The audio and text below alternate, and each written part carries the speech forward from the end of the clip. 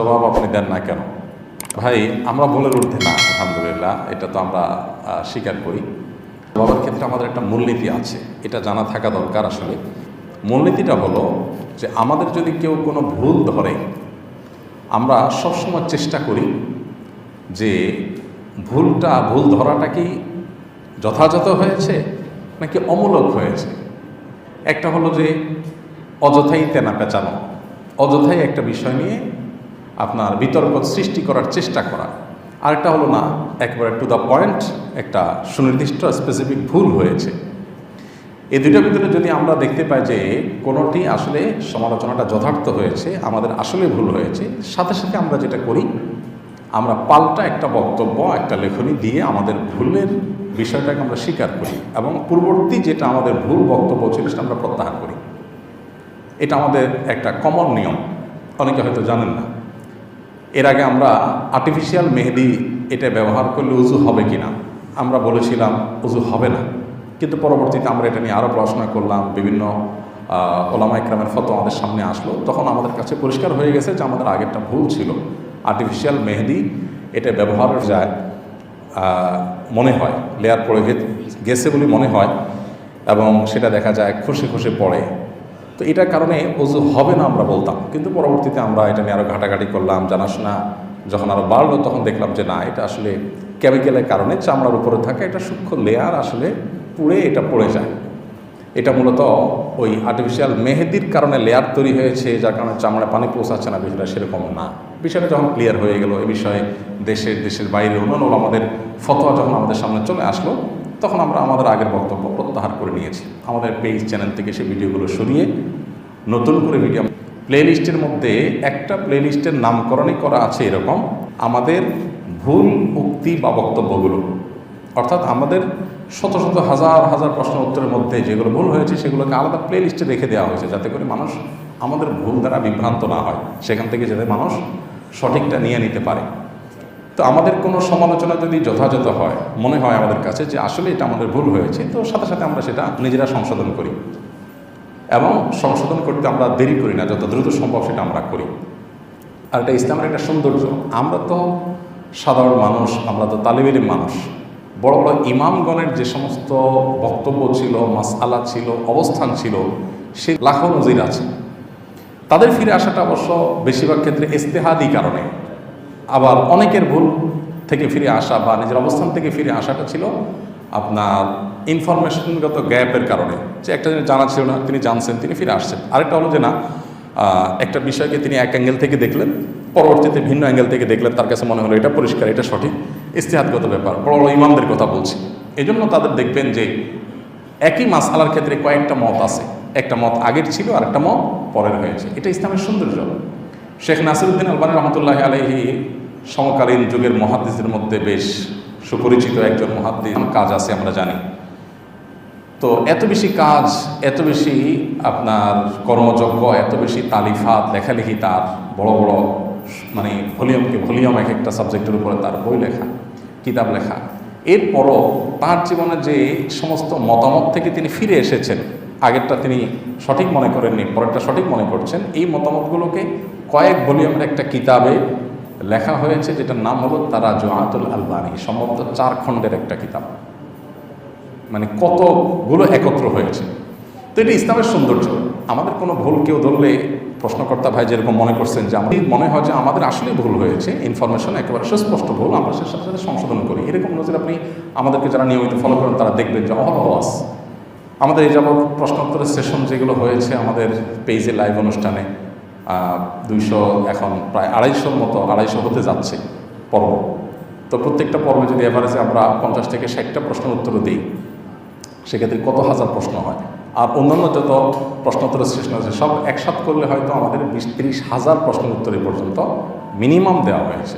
এই 20-30 হাজারের ভিতরে আমাদের 20-50টা বা 100-150টা মাসআলাতেও ভুল হওয়াটা অস্বাভাবিক নয়। আমরা মানুষ, সেই হিসাবে আল্লাহ মাফ করুক অহংকার থেকে আমাদের কোনো কেউ সমালোচনা করলে আমরা সাথে সাথে করি। কিছুদিন আগে আমাদের একটা গত রমজানের একটা বক্তব্যের পর এক ভাই আমাকে একটা ক্লিপ দিলেন, যে আমরা বলেছিলাম যে রমজানের একটা বক্তব্যের পর এক ভাই আমাকে একটা ক্লিপ দিলেন যে আমরা বলেছিলাম যে ঈদেতে যে আমরা ফিতরা আদায় করি, জাকাতুল ফিতর বা সদকাতুল ফিতর, এটা হাদিসের ভাষ্য হলো মান আদ্দাহা ক্বাবলা সালাতি ফাহিয়া সাদাকাতুন মাকবুলা ওয়া মান আদ্দাহা বা'দা সালাতি ফাহিয়া সাদাকাতুন মিনাস সাদাকাত। ফিতরা এটা যদি কেউ ঈদের নামাজের আগে দেয় তাহলে আল্লাহর কাছে গ্রহণযোগ্য হবে, আর ঈদের নামাজের পরে দিলে এটা সাধারণ দান হয়ে যাবে, মানে ফিতরা হবে না। এটা ছিল আমার বুঝ, সেই অনুযায়ী আমরা উত্তর দিয়েছি। পরে এক ভাই আমাকে একটা লিঙ্ক দিলেন যে না, এটা সম্পর্কে অন্য ইমামদের বক্তব্য ভিন্ন। প্রায় সব ইমামরাই বলেছেন যে পরে দিলে আদায় হবে, অবশ্যই সেটা অনুত্তম হবে, আল্লাহর কাছে সেটা উত্তম নয়, সুন্নাহ নয়, সেটা নিয়ে অনেক কথা বলা যায়, কিন্তু আদায়ই হবে না ফিতরা, ব্যাপারটা সেরকম ইমামরা বলেন নাই। প্রত্যাহার করে পাল্টা বক্তব্য দিয়েছি। তো এটা আমাদের একটা রুটিন কাজ, যেটা হয়তো অনেকে জানেন না, এই জন্য মনে করেন যে আমরা বোধহয় কোনো সমালোচনার আমলে নেই না, আমরা বোধহয় সব জানতা শমশের ভেবে বসে আছি। না, আমাদের ভুল ধরলে কেউ আমরা খুব শ্রদ্ধার সাথে সেটাকে মেনে নিই এবং স্বীকার করি। তবে ওইটা নিয়ে খুব বেশি হইচই করার কোনো প্রয়োজন আছে বলে আমরা মনে করি না। ভুল কে ধরলো এটা ব্যাপার না। অনেক এই যে ফিতরা বিষয়টা যে ভাই ভুল ধরেছেন, এই ভাইকে আমি চিনি না এবং পরিচিত কোনো মুখ না, একজন সাধারণ কোনো আলেম। আলহামদুলিল্লাহ, যখন লিঙ্কটা আমাদের কাছে এসে আমরা তাহকিক করলাম, দেখলাম হ্যাঁ ওনারটাই সঠিক, আমার সাথে সাথে স্বীকার করে নিয়েছি। তো এটা তো ইসলামের সৌন্দর্য, আলহামদুলিল্লাহ। এক্ষেত্রে আমরা কোনো বাজ বিচার করি না। আর যে ভুল আমাদের কাছে মনে হয় যে এটা আসলে ভুল না, যে ভুল ধরাটা আমাদের কাছে মনে হয় অহেতুক একটা বিষয় বোঝার পরও আপনার সেটাকে নিয়ে জাস্ট একটা বিতর্ক তৈরি করার চেষ্টা, সেটাকে আমরা ইগনোর করে যাই। কারণ আমি যদি কোনো কিছু ভুল না করি, কে বললো না বললো কি বললো এটাতে আমার কিছু আসে যায় না। আল্লাহ দেখবেন আমার অন্তরের হালত। আল্লাহ যদি দেখেন যে না আমার নিয়ত ঠিক আছে, আমার বলা ঠিক আছে, কেউ এখান থেকে ভুল ব্যাখ্যা, ভুল অর্থ, মিনিং দাঁড় করে তার মতো কেউ কিছু যদি কেউ কিছু করে, এতে আমাদের চিন্তার কোনো কারণ নাই। ইয়া আইয়ুহাল্লাযীনা আমানু আলাইকুম আনফুসাকুম লা ইয়াদুররুকুম মান দাল্লা ইযা ইহতাদাইতুম। আল্লাহ বলেছেন তোমরা নিজেরা যদি হকের উপরে থাকো, তাহলে তোমার কথার ভুল ব্যাখ্যা দিল কেউ, অথবা কেউ নিজের সৃষ্টি করার চেষ্টা করলে তো তোমার কিছু আসা যাবে না। তুমি নিজে ঠিক আছো কিনা, বাইনাকা ওয়া বাইনা আল্লাহ, তুমি ক্লিয়ার কিনা, তুমি আল্লাহর কাছে পরিষ্কার কিনা, যে তুমি যা বলেছ সেটা তোমার ইন্টেনশন কী ছিল, নিয়ত কী ছিল, তোমার মন্তব্য সঠিক ছিল কিনা, তুমি সঠিক আছো। আরেকজন সেটা নিয়ে ঝামেলা তৈরি করার চেষ্টা করছে, কথা বাড়ানোর চেষ্টা করছে, এটা তোমার কিছু আসবে যাবে না। তা আমরা এই উসুলটা মেনটেন করি। যদি মনে হয় ভুল পরিষ্কার, সেটা আমরা সাথে সাথে ক্যাচ করে নিই। আর যদি মনে হয় ভুল নয়, তখন আমরা ও আরিদ আনিল জাহিলিন, আমরা এতের উপর আমল করি, আমরা সেটাকে ইগনোর করে নিজের মতো কাজ করে যাই। এবং এই পদ্ধতিটা ডক্টর আব্দুল্লাহ জাহাঙ্গীর রহমতুল্লাহের কাছ থেকে মূলত আমি হাতে কলমে শিখেছি। স্যারকে বলতে শুনতাম, স্যার বলতেন যে দেখেন, জবাব দেওয়ার পিছনে যদি আমরা সময় ব্যয় করি তাহলে আমরা কাজ করতে পারবো না। কারণ দেখা যাবে যে আজকে একজন একটা বলবে, কালকে আরেকজন আরেকটা বলবে, তখন এটা কিছু মানুষ একটা কাজ বানায় নেবে, হয়তো কোনো কারণ ছাড়াই ফোকাস নষ্ট করে এঙ্গেজ করে রাখার জন্য আপনাকে এই কাজে লাগায় রাখবে, কোনো দরকার নেই।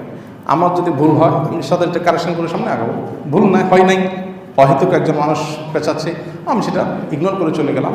এই মূলনীতিটা জীবন চলতে আমাদেরকে অনেক বেশি সাহায্য করবে, বিশেষ করে আমাদের জীবনে প্রোডাক্টিভিটি বাড়াতে, জীবনের সময়ের অপচয় রোধ করতে অনেক বেশি সাহায্য করবে। আমরা অনেকে দেখবেন সোশ্যাল মিডিয়াতে বিতর্ক নিয়ে পড়ে থাকি, একেবারে দিনকে দিন, ঘন্টায় ঘন্টা, উদ্দেশ্যহীনভাবে।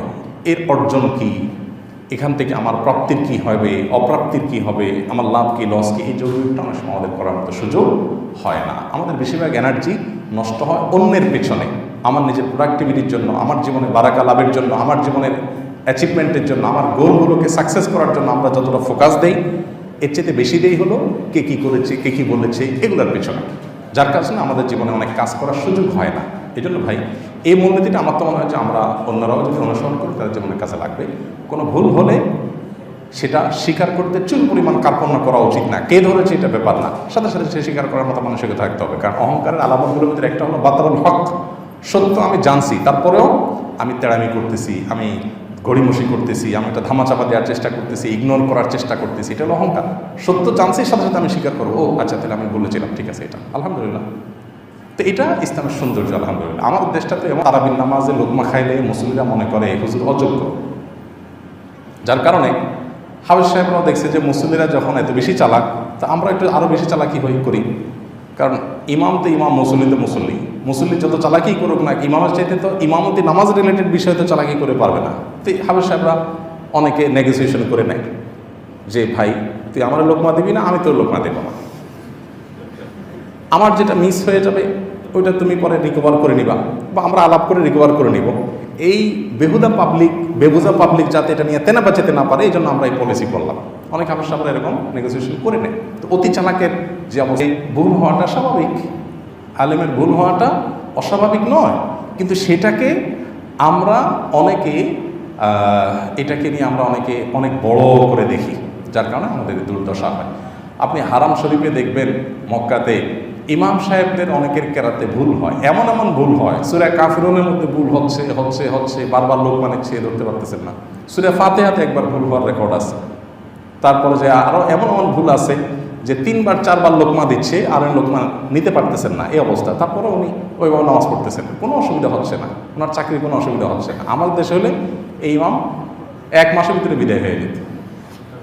তো আল্লাহ তাআলা আমাদেরকে হেদায়েত দান করুন। আমাদের একটা মূলনীতি আছে, সেটা আপনার প্রশ্নের প্রেক্ষিতে আমরা জানিয়ে দিলাম।